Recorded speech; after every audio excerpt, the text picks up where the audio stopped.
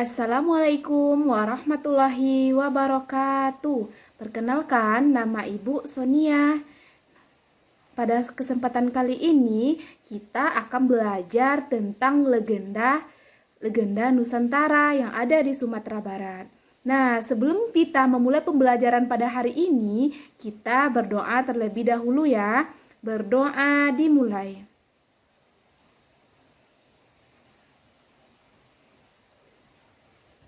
Amin.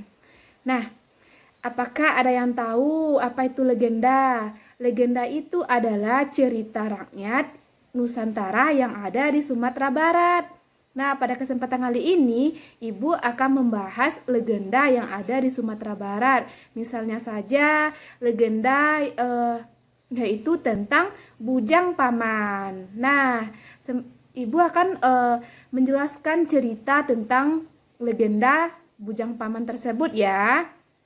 Nah, ceritanya seorang raja yang bernama Raja Aniayo. Sang raja terkenal memiliki perangai buruk. Sang raja juga terkenal gemar berjudi. Jangankan kepada rakyatnya, terhadap keluarganya sendiri pun Raja Aniayo tegah berlaku kejam. Nah, Raja Aniayo memiliki seorang istri yang bernama Putih Bungsu. Kebetulan Putih Bungsu memiliki 6 saudara. Namun keenam saudara Putih Bungsu telah lama merantau. Keenam saudara Putih Bungsu memiliki usaha cukup berhasil.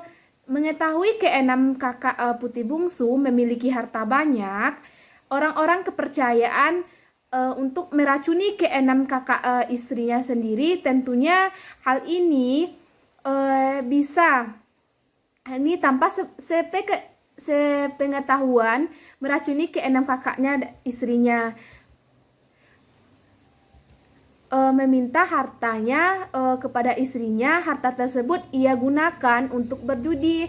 Harta yang ia minta selalu habis semua.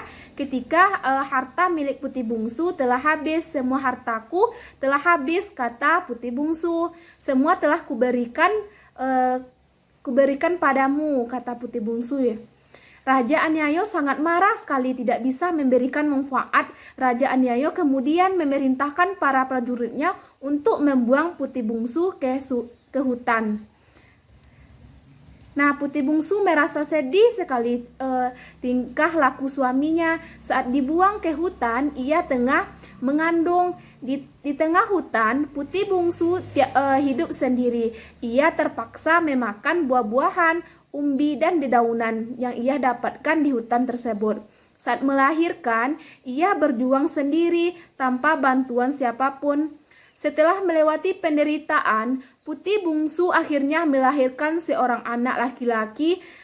Anak laki-laki tersebut diberi nama Bujang Paman. Kehadiran Putih Bungsu beserta anaknya di hutan mengundang perhatian hewan-hewan di hutan tersebut.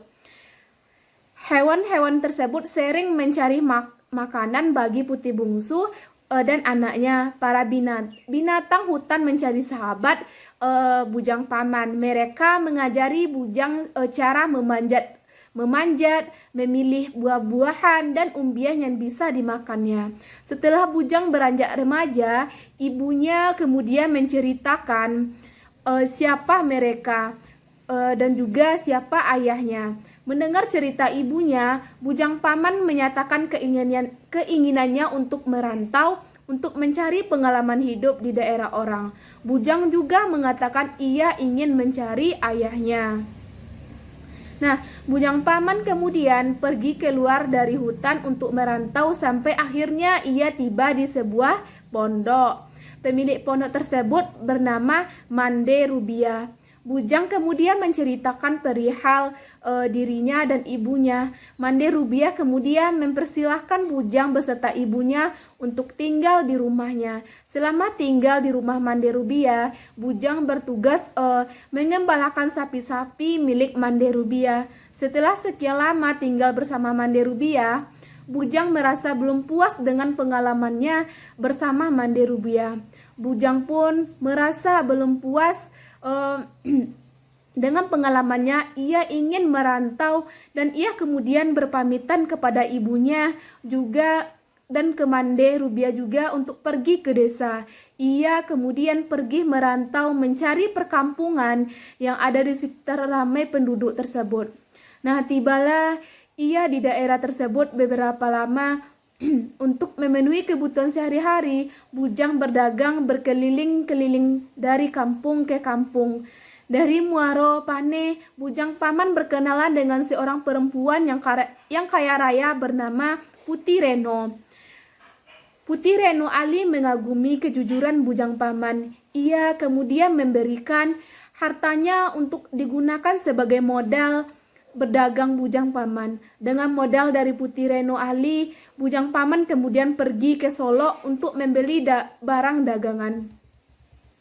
Nah, sesampai di Solo, Bujang kemudian berkeliling mencari barang dagangan untuk ia jual kembali di Muaro Pane. Tapi belum sempat mencari barang dagangannya, ia dicegat oleh Raja Anyayo yang merupakan ayahnya sendiri. Raja Anyayo memerintahkan prajuritnya untuk merampas semua harta uang emas bawaan Bujang Paman. Para prajurit Raja Anyayo juga memukul Bujang hingga terluka, mengikat tangannya kemudian membuangnya ke hutan.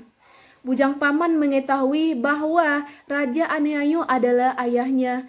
Dalam keadaan tangan terikat, terluka parah, Bujang berdoa kepada Yang Maha Kuasa agar memberikan kemudahan kepadanya. Tidak lama kemudian muncul seekor harimau yang menghampiri Bujang. Bujang ketakutan setengah mati. Anehnya, harimau tersebut tidak menyerang Bujang, tapi justru menggigit tali pengikat tangannya hingga terlepas. Harimau itu juga menjilati luka-luka di tubuh Bujang. Keanehan terjadi, luka-luka tubuhnya mendadak sembuh. Bujang juga merasa tubuhnya menjadi lebih kuat setelah dijilati oleh harimau tersebut. Bujang Paman kemudian pulang ke Muaro Pane menemui Putih Reno Ali. Bujang menceritakan kejadian yang telah menimpanya. Putih Reno Ali mempercayai kejujuran Bujang. Ia malah kembali memberikan modal berupa uang emas untuk dijadikan barang dagangannya. Setelah beristirahat 1-2 hari, Bujang kemudian kembali ke Solo untuk membeli barang-barang dagangan. Heran kenapa Bujang Paman bisa kembali ke Solo dalam kondisi sehat walafiat. Para prajurit Raja Anyayo merampas uang emas milik Bujang, memukulinya, kemudian menjepit kedua kakinya menggunakan kayu. Mereka melemparkan Bujang ke tengah hutan. Dalam kondisi penuh luka, muncul kembali harimau yang pernah menolongnya. Si harimau menggunakan muncul kembali. Harimau tersebut adalah pernah menolongnya. Si harimau menggunakan cakarnya untuk membuka ikatan tali di tangan Bujang, membelah kayu yang menjepit kakinya, dan menjilati luka-luka yang ada di badannya. Bujang merasa tubuhnya bertambah kuat setelah dijilati harimau. Bujang merasa tubuhnya bertambah kuat setelah dijilati harimau. Setelah itu, ia merasa kuat kembali. Bujang segera bergegas pulang ke Muaro Pane ke rumah Putih Reno Ali. Setiba di rumah Putih Reno Ali, Raja Anyayo pun merasa terkejut melihat kedatangan Bujang. Ia merasa heran bagaimana bisa Bujang masih sehat walafiat padahal baru saja dipukuli oleh para prajuritnya. Raja Anyayo pun merasa terkejut sehingga segera Raja Anyayo memerintahkan para prajuritnya untuk memancung Bujang Paman. Para prajuritnya segera merangkap Bujang untuk dipancung. Saat itulah Bujang berkata bahwa ia adalah anak Raja Anyayo. "Wahai tuanku, bagaimana mungkin tuanku tega hendak membunuh hamba, padahal hamba adalah darah daging tuanmu sendiri," kata Bujang kepada Raja Anyayo.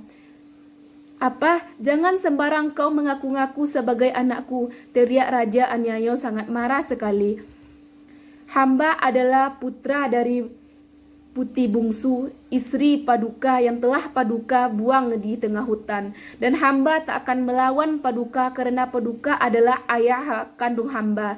Bujang menjelaskan seperti itu kepada ayahnya. Raja Anyayo tetap tidak mengakui bahwa Bujang tersebut sebagai anaknya, walaupun dalam hatinya ia tahu bahwa Bujang memang anaknya. Ia kemudian menghantamkan pedang besarnya ke arah tubuh Bujang. Namun saat herannya, pedang Raja Anyayo langsung patah ketika mengenai tubuh Bujang. Raja Anyayo kemudian mengambil tongkat lantas untuk memukul ke tubuh Bujang berkali-kali. Namun tongkat tersebut namun tubuh Bujang sama sekali tidak terluka oleh tongkat tersebut. Mengetahui hal ini, Raja Anyayo makin marah. Ia kemudian mengambil pedang prajuritnya lalu menyerang Bujang secara membabi buta, namun tubuh Bujang sama sekali tidak terluka. Karena Raja Anyayo terus menyerangnya, Bujang akhirnya melakukan serangan balasan. Bujang paman menendang tubuh Raja Anyayo. Raja Anyayo terpantal karena tendangan Bujang hingga pedangnya terlepas. Ternyata Anyayo terpental karena tendangan Bujang hingga pedangnya terlepas karena sangat keras sehingga mengakibatkan Raja Anyayo meninggal seketika. Para prajurit Raja Anyayo sangat terkejut melihat kematian raja mereka. Mereka segera bersujud di hadapan Bujang. Mereka memohon ampun agar Bujang tidak membunuh mereka. Bujang paman pun memaafkan mereka. Rakyat negari Koto Anau menyambut kegembiraan terbunuhnya Raja Anyayo yang kejam dan semena-mena. Setelah menguburkan jenazah Raja Anyayo, segenap rakyat akhirnya sepakat untuk mengangkat Bujang menjadi raja dan menggantikan Raja Anyayo. Mereka memberikan gelar untuk Bujang dengan gelar Raja Mudo. Setelah menjadi raja, Bujang pun menjemput ibunya bersama Mande Rubia untuk bersama-sama tinggal di istana. Tak lama kemudian, Raja Mudo menikah Putri Reno Ali yang selama ini telah banyak membantunya. Sejak saat itulah rakyat negari Koto Anau hidup dalam damai karena diperintah oleh Raja Mudo adil dan bijaksana. Nah, pesan moral yang dapat kita ambil dalam legenda ini adalah yang pertama, kebatilan dan kesewenang-wenangan betapapun kuatnya akan dapat ditumpas dan dikalahkan oleh kebenaran. Kesabaran akan menemui kebahagiaan di kemudian hari.